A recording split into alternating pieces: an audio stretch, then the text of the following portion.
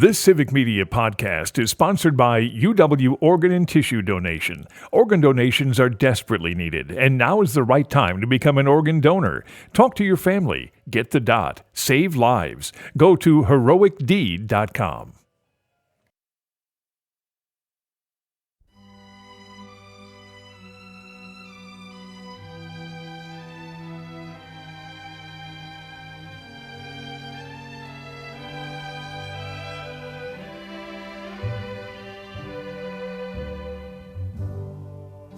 Georgia, Georgia, the whole day through, just an old sweet song keeps Georgia on my mind. Georgia on my mind. I said, Georgia. I can listen to that song 24 hours a day, 7 days a week for the rest of my life and still not hear it enough. Yeah, it's so effortless. Yeah. Welcome back to the Earl Ingham Show. As always, you can join us at 855-752-4842. You can text us at that same number. It's Friday. That means Friday's my co-host, Sandy Williams. And Sandy, this music.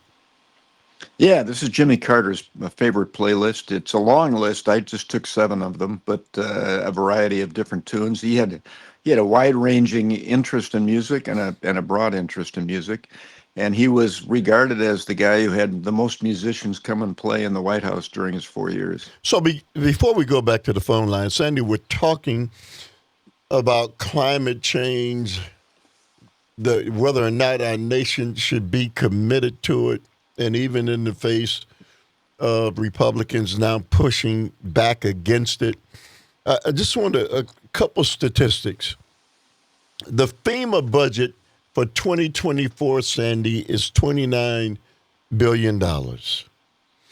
And it says here, in 2024, the FEMA budget that was used and spent for migrants, Congress appropriated $650 million of the $29 billion. They say it's going to cost $50 billion to reconfigure North Carolina from Hurricane Helena and the other one, and now well over $50 billion for California, and clearly a lot more, and it's going to take decades.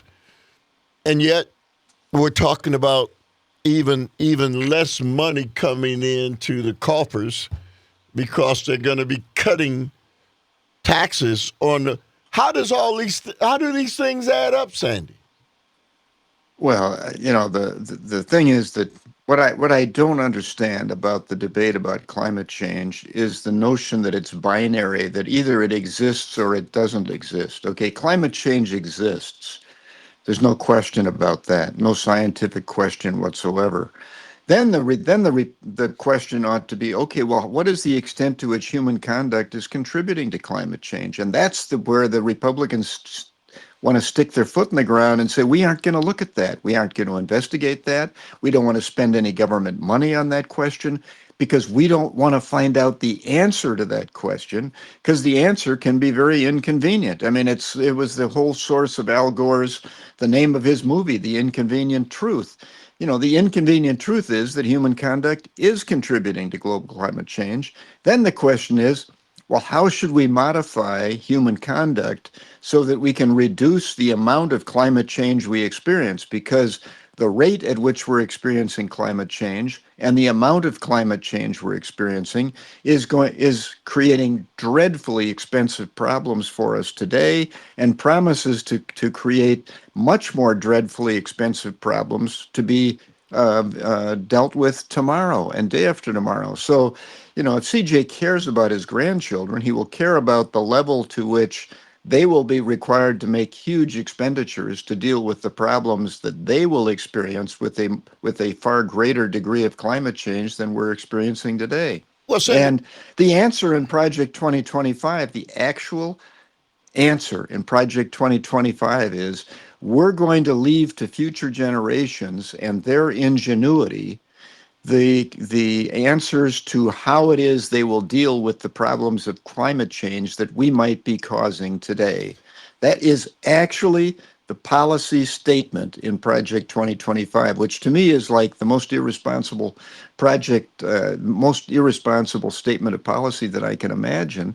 And it's the least businesslike analysis because there undoubtedly are much more cost-effective ways to deal with it today than to simply defer it till tomorrow, let the snowball create an avalanche, and try to deal with the expense and problems of the avalanche tomorrow. Well, again, to kick it down the road makes it more expensive on the generations after us.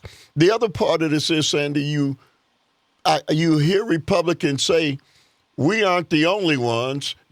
China's not going to stop. Other nations aren't going to stop. So why should we? What kind of thinking is that? Well, it's not even accurate thinking, okay? Because China has created more solar energy than any other country in the world. China is well, they have a huge appetite for new energy, so they're pursuing all kinds of sources, but they are pursuing more renewable energy sources than we are. And the fact is that America is on the cusp of requiring a great deal more electric energy tomorrow than they have today because of, for instance, artificial intelligence. You can read anywhere today how much, if you do a Google search to get an answer to something, you'll use X amounts of electric energy to solve that problem. If you use Chat GPT, which is now available through Siri or other of the Google search processes, to answer artificial intelligence, you'll use 4 times as much energy. And Wisconsin's on the brink of a huge energy shortage because of the data centers that are on the brink of being constructed here in Wisconsin, which will consume massive amounts of electricity in order to deal with the appetite for electricity of artificial intelligence. So, we need to be on top of this because we don't want to produce that electricity with coal plants or even with gas-fired plants, because the effect on the environment will be substantial. All right, let's go to Mike from Kenosha. Good morning to you, Mike. Thank you for waiting. You say what? Happy Friday, guys. Thanks for taking my call. What a great topic to delve into. I must say, for us to be debating this clean energy topic all these years, and it seems to be slipping away, not gaining strength. Again, it's really the definition of insanity, isn't it? The GOP and the MAGA group, especially, they are science deniers. So let's think about this for a second. What is oil? Oil is sure, it's a great source of energy. It has high density. But look at the downside, okay? And look at also our God-given intuition and our skills, right? If it smells bad, if it stinks, if it's dirty and messy, try to remove some of it off of your garage pad. It's carcinogen. It causes wars.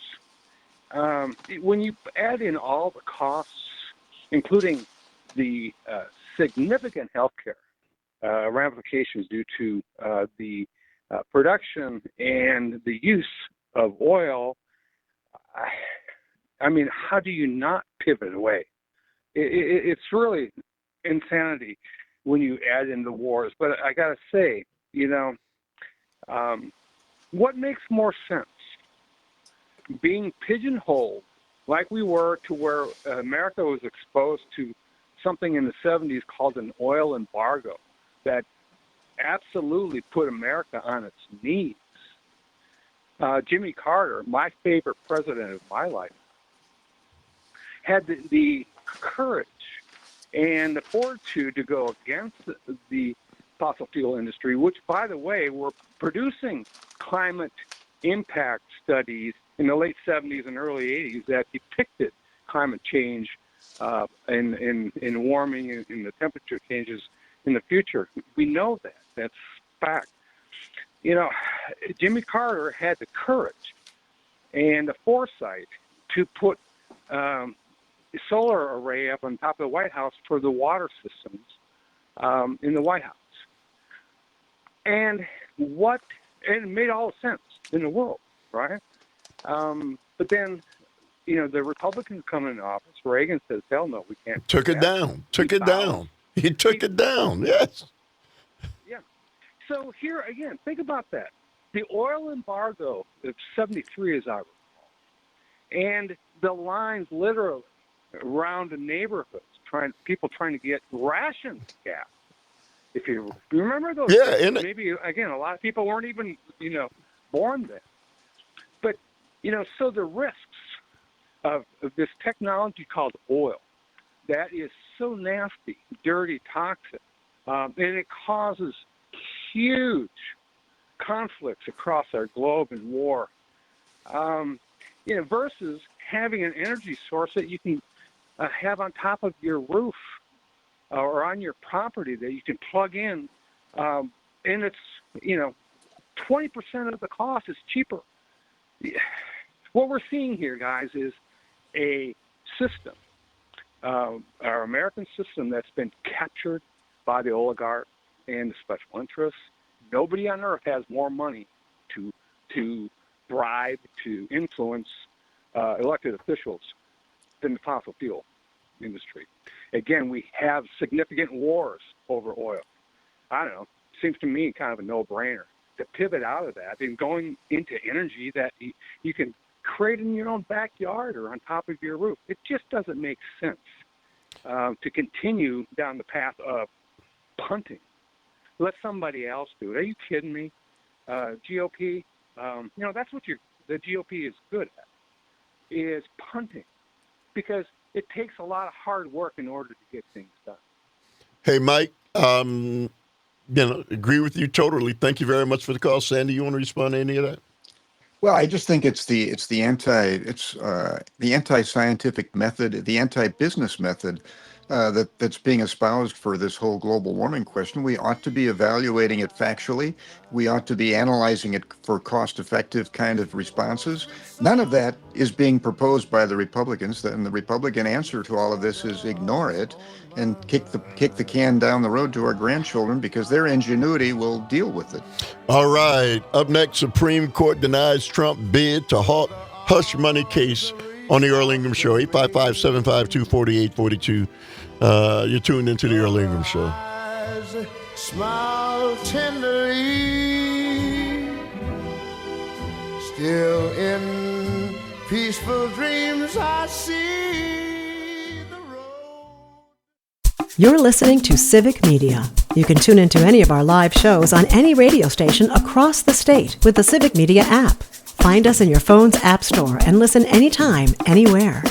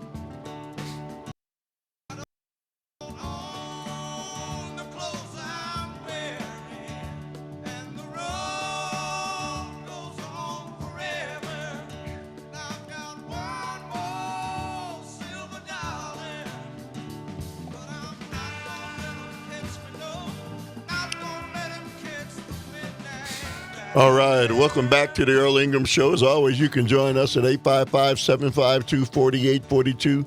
That's 855-752-4842. It's Friday. That means Fridays with my co-host Sandy Williams and you. And Sandy, the music? Yeah, this is Jimmy Carter's favorite stuff. I think that's the Allman Brothers, which was one of his favorite bands. They were a Georgia group, and they were at the White House often during his tenure. Uh, let's go to the phone lines before we get into our next subject. Let's go to Gary from Sussex. Good morning to you, Gary. You say what? Well, I thought, first of all, I thought we were going to talk about Donald Trump being sentenced today. So that's what I wanted to talk about. We are going to talk about that. Okay. Can I talk about that now? Well, go ahead. All right, thank you. I'm glad that he's going through the sentencing. He did the crime. Now he should pay for what he did. Okay, he got elected because of the fact that he was indicted and prosecuted. People actually felt sorry for him. So for going through all this stuff and then have the courts just drop it all, to me would be kind of disappointing. So I love that mugshot of him. I love the fact that he was standing on a stage yelling, "Fight, fight, fight," with blood coming from his ear. That got him elected. So to me, I'm excited. So I hope that they throw the book at him. And he's a convicted felon, and he'll be the first president in the United States to go out there and be inaugurated as a felon. Hey, Gary. So you think that's why Donald Trump got elected because of the hush money case? I mean, come on, man.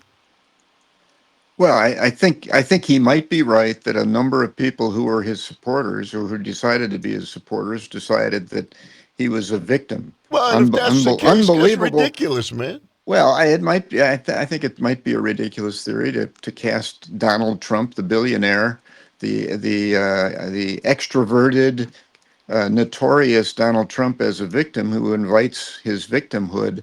But I think that's true. But I think I'm just surprised that what Gary's really saying is that this is all part of his view of Donald Trump as a hero. That him being an indicted felon will be a badge of courage to go along with the bloody ear, about which there's some controversy as to whether it was caused by a bullet or what. But in any case, this is all about the strange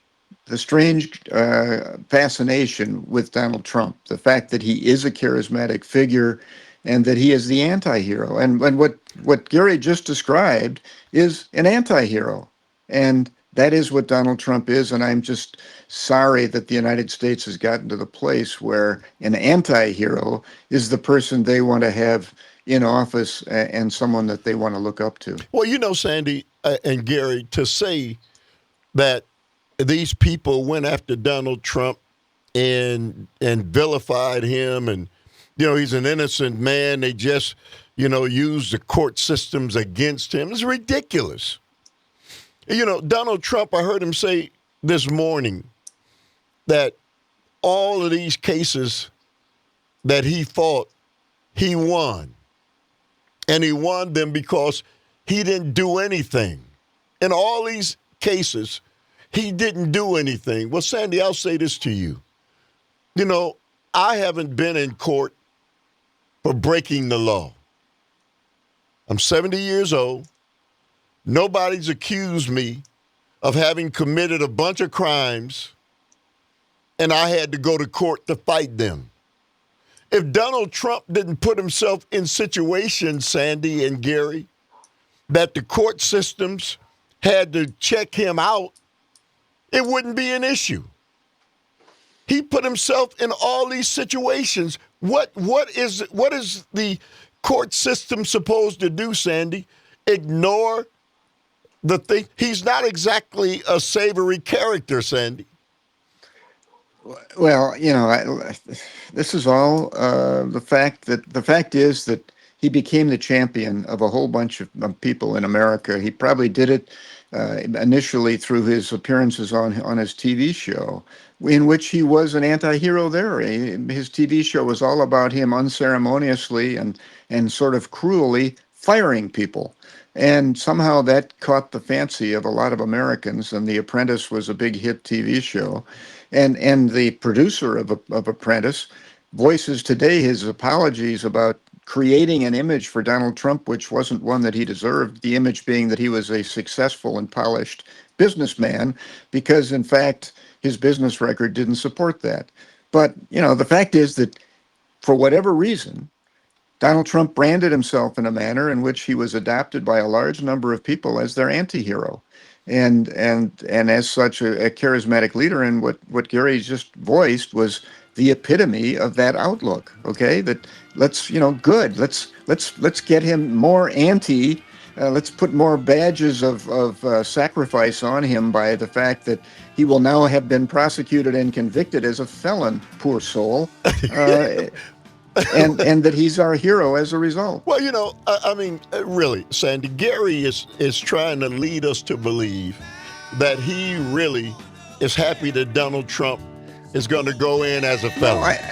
No, I think Gary's an honest person. We're seeing into what his thoughts are. He's telling us what they are, which is that this is all part of the anti-hero edifice of Donald Trump, and it's what has attracted a bunch of people to him. Okay, 855-752-4842.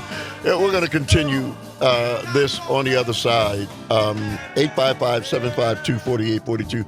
It's Friday. That's Friday with my co-host Sandy Williams and you on the Earl Ingram Show.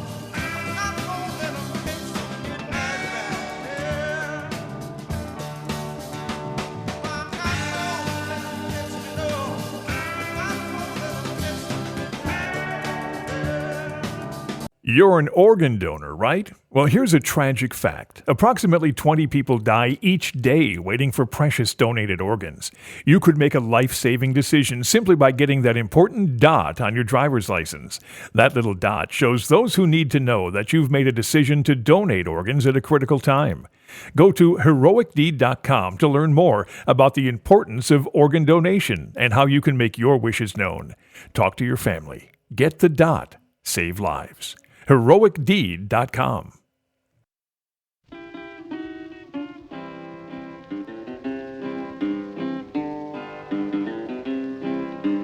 Something about you, mama, sure gives me the blues. Hey, hey, something about you, mama, sure gives me the blues. It ain't your drop-stitch stockings, it ain't your blue buckle shoes. Hey, hey. Be-o-de-dee, holy, holy. You know, sweet mama, I'm bound to love you some. It's the truth, honey. You know, sweet mama, I'm bound to love you some.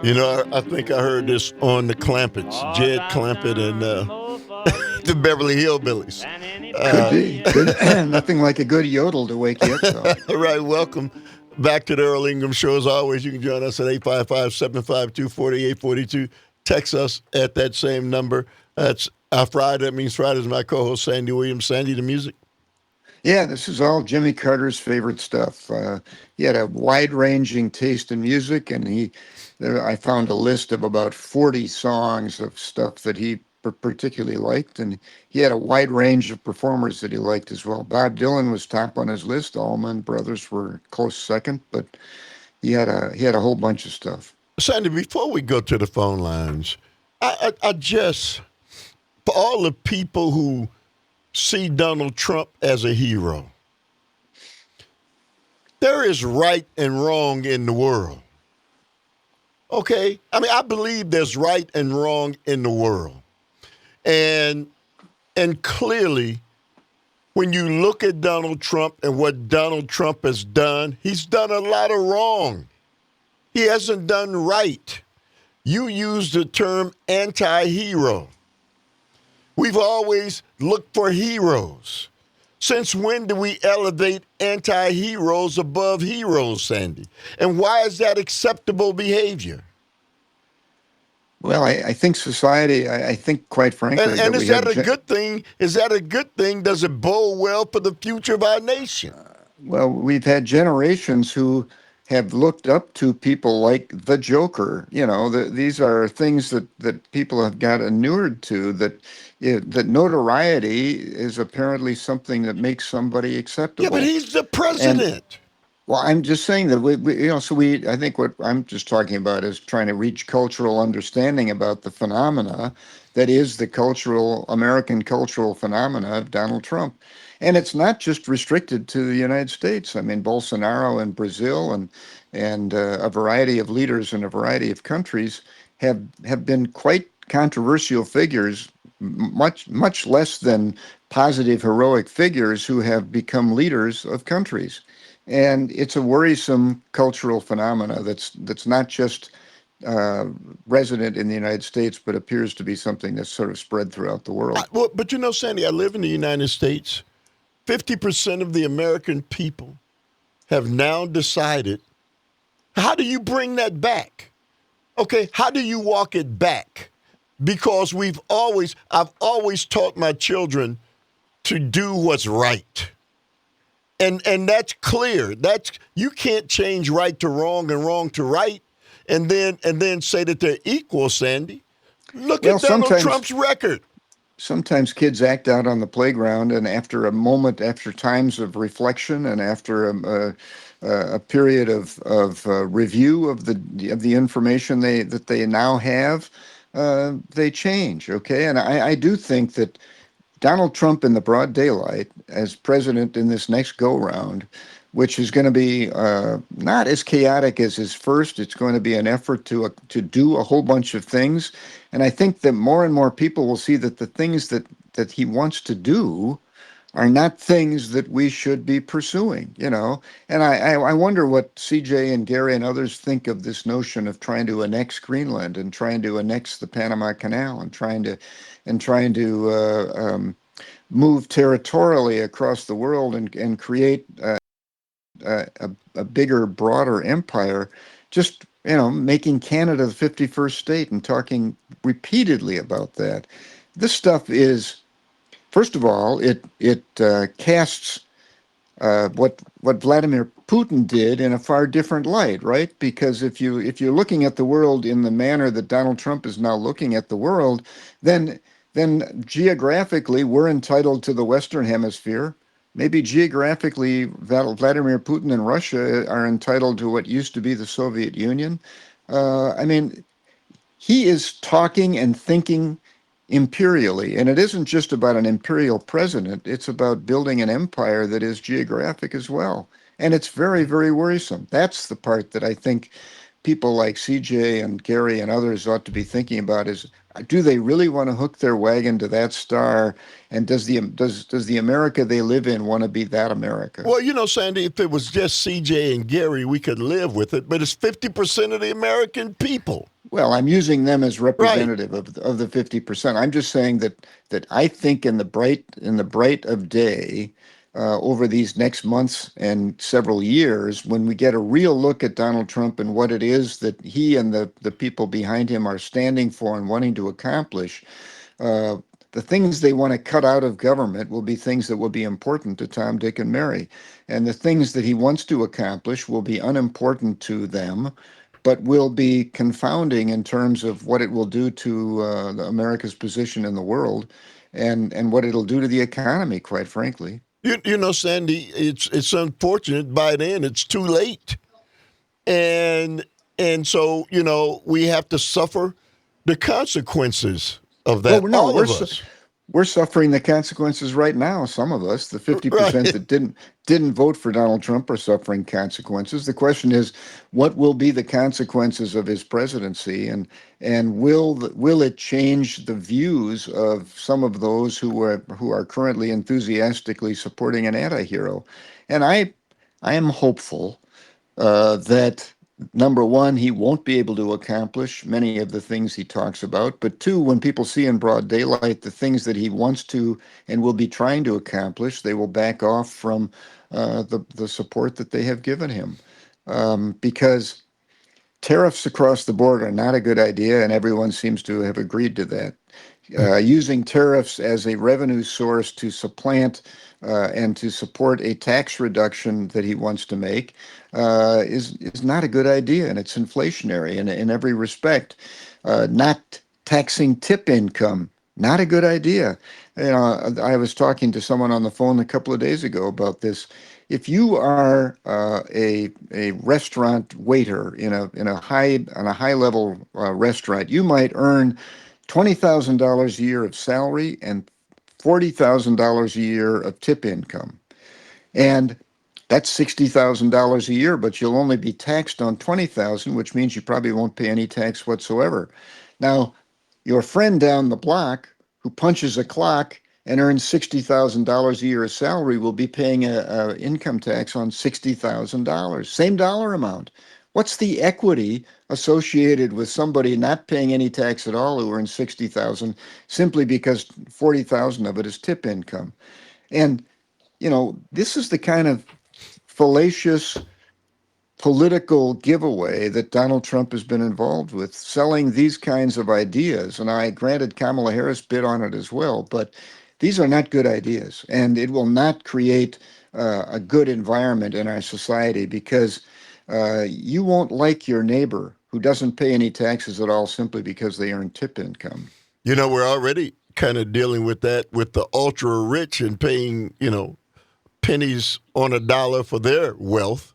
And so, anyway, let's go to David from San Francisco. Good morning to you, David. You say what?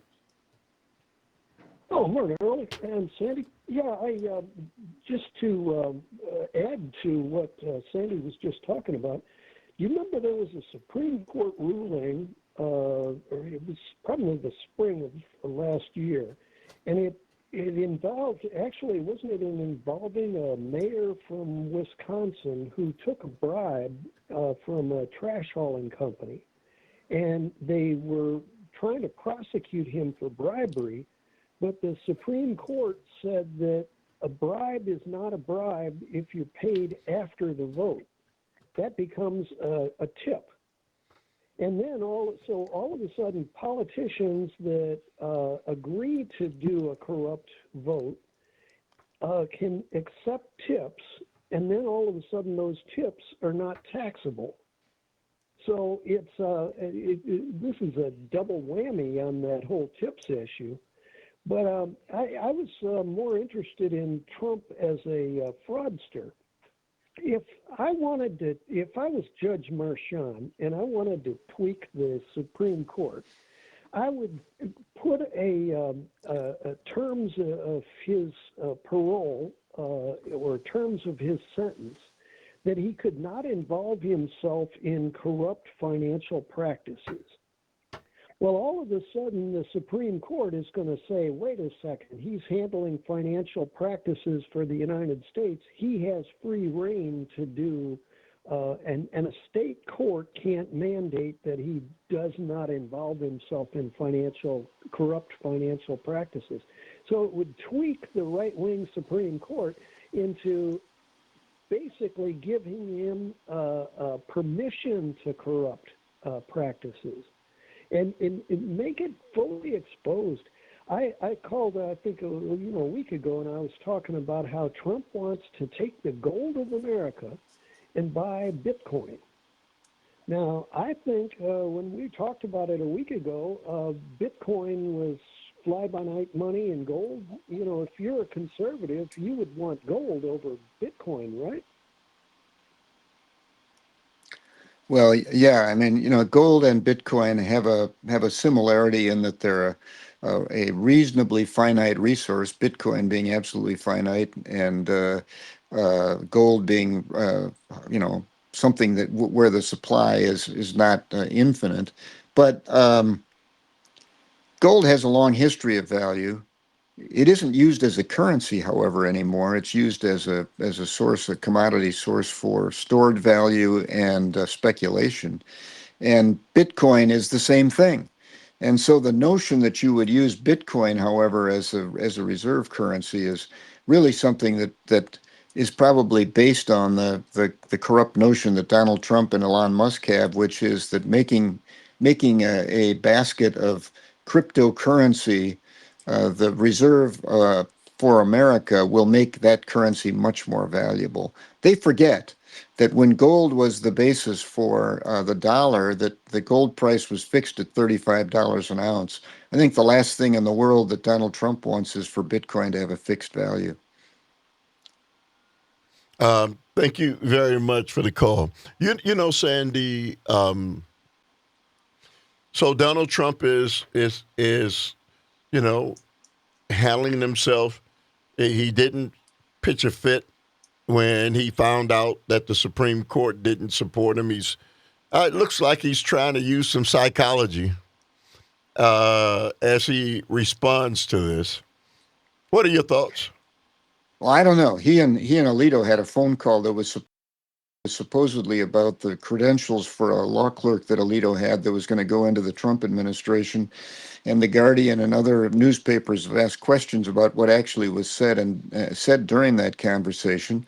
But I suspect that there could have been some utterances during that conversation that would have given Donald Trump comfort that if he doesn't act out about this decision of the Supreme Court now, that he could maybe hope that the Supreme Court ultimately will reverse it and get rid of the felony altogether.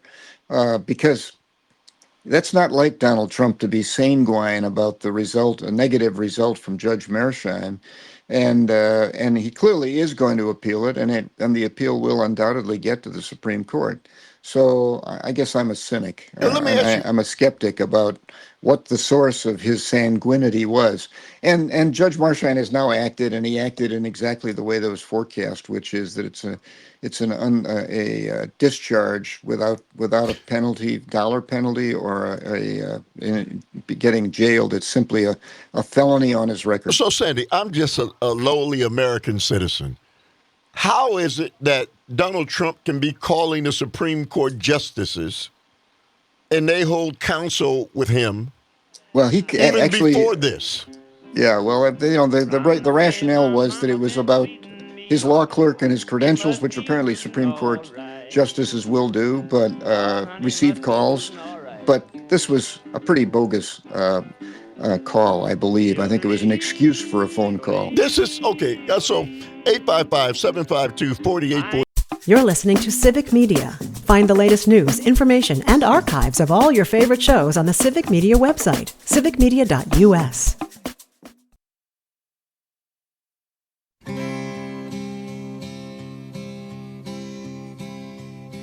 Many's the time I've been mistaken, and many times confused. Yes, and I've often felt forsaken, and certainly misused. All right, welcome back to the last few minutes of the Earl Ingham Show. As always, you can join us at 855-752-4842. It's Friday. It means Friday's my co-host, Sandy the music. Yeah, Jimmy Carter's favorite. So I'm just playing his music today in tribute to him. Sandy, this is just, again, I'm just an average American. I think that there's something wrong when somebody can call a Supreme Court justice and say, hello, who is this? Oh, it's me. Oh, who is me? Oh, hey, it's Trump. Okay, well, and then have a private conversation with him about an issue like this. Well, no, this is not. I'm simply suggesting that might have been what was discussed. Actually, the justice himself has denied that they talked about anything other than the credentials of his ex-law clerk. Trump was apparently calling to say, is this a good guy for me to put into the administration? And apparently there is a history. I mean, judges have law clerks, and judges are the ones who give the recommendations, references associated with them. And so, the excuse for the phone call was that he called up to check on references for this ex-law clerk, and that's what Alito says they talked about. But I'm just suspicious that the conversation, nudge, nudge, wink, wink, must have extended beyond that. And most people who have looked at it have said, look, this law clerk had great credentials. He had significant experience after his clerkship. There was no need for this phone call in terms of getting the reference. But these justices do take calls to provide references for their law clerks. So that's I'm the not rules. questioning that, but if it Well, walks like a duck, I'm just saying we can't know what was involved with the phone call. We don't know it. no, Okay, no, we don't. But if it walks like a duck, it talks like a duck. I mean, I don't. And why would he wait until this point in time when he knew this was coming? Well, like I said, it certainly there's enough smoke so you'd think there'd be fire, and knowing Donald Trump and his inability to withstand his impulse, I'm confident that his impulse would have been to talk about this on the phone. But again, we don't have any witnesses, and one of the parties to that phone call, the justice, has denied that they talked about anything other than the credentials of this law clerk. So, it's what it looks like, right? I mean, yeah, clearly, I mean, part of being a judge is you're supposed to avoid the appearance of impropriety. And if I had been Alito, I would have said, you know what, Mr. President, I can't have this conversation with you. Have somebody else in your administration call me to ask for references about this fellow, and I'll talk to them. That would have been the kind of conduct for the justice that would have avoided this appearance of impropriety. But the appearance of impropriety allows me to speculate about the impropriety that must have occurred. And the timing, Sandy. Okay, he could have called and asked about the clerk after this, or he could have called. The after this. This is all about what's going to happen in the Supreme Court upon the appeal of this. Okay, but you're right. He did call right before it, and maybe it was to simply get comfort that it was going to get reversed on appeal. Don from Milwaukee. Go ahead, Don. Morning, Earl, Sandy. Yeah, have you ever asked yourself what has ever happened to our great country here in America? See, it's going downhill so bad. This is why you have to hold people accountable. I mean, you have a guy like Scary Gary, who's supposed to be a Christian, claims to be a Christian, worshiping this evil person. I don't want to go after individuals, Don, but go ahead. Well, no, I'm not going after anybody, but this is what happens when you don't hold people accountable. Pretty soon they turn around and they worship him, and you know why they do that? Because they see he gets away with everything, and that's what people love. So, anyhow, thank you. Hey, Don, thank you very much for the call. You know, Sandy, I guess as we keep seeing more and more and more of this, I didn't fall down out of heaven, Sandy, but I will say I try to live according to standards. I've raised my children that way, and that there is a right and that there is a wrong. And I try to walk along the path of what's right.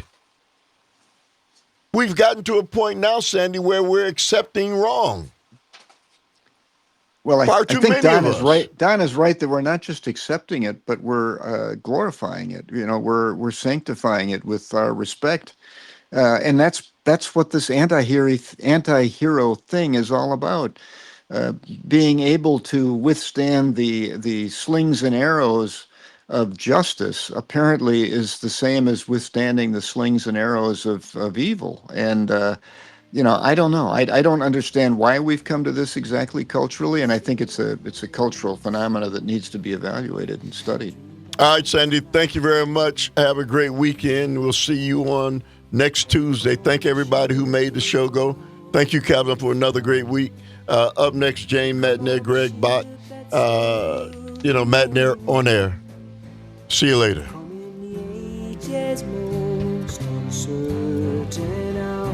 And sing an American tune. Oh, and it's alright.